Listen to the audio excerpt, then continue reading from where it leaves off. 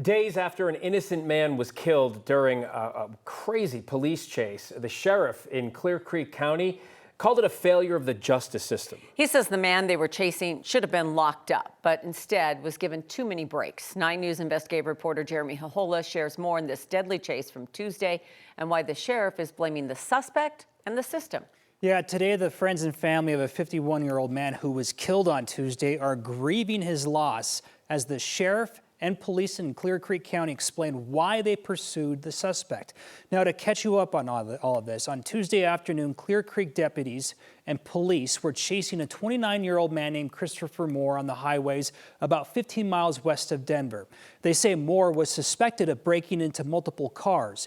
At one point on I-70, as Moore headed into the wrong direction, officers actually backed off on their chase.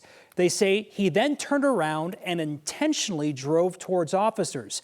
They then deployed stop sticks and hit his tires, but he continued on Highway 6. Police then chased him again because they considered him dangerous to the public. Moore ended up crossing the center line and hitting another driver named Stephen Ainsworth, who was killed. Moore was killed in this crash too. We learned Moore has more than 20 arrests on his record and was never held for a parole violation when he was arrested again over the summer.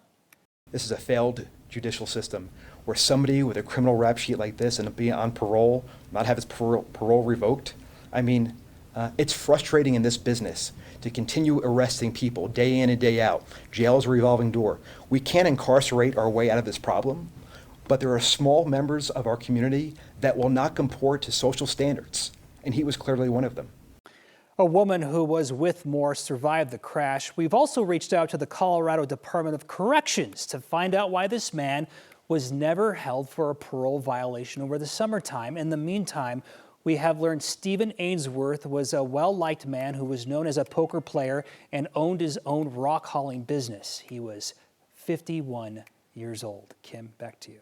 So many questions, and yet they can't bring back Stephen Ainsworth. You know, that's just devastating. No, right. Lots of questions about this pursuit. It was clear that investigators in the Sheriff's Department were defending their pursuit activity today, but we'll see what happens as an independent investigation concurs here. Absolutely. Thanks, Jeremy.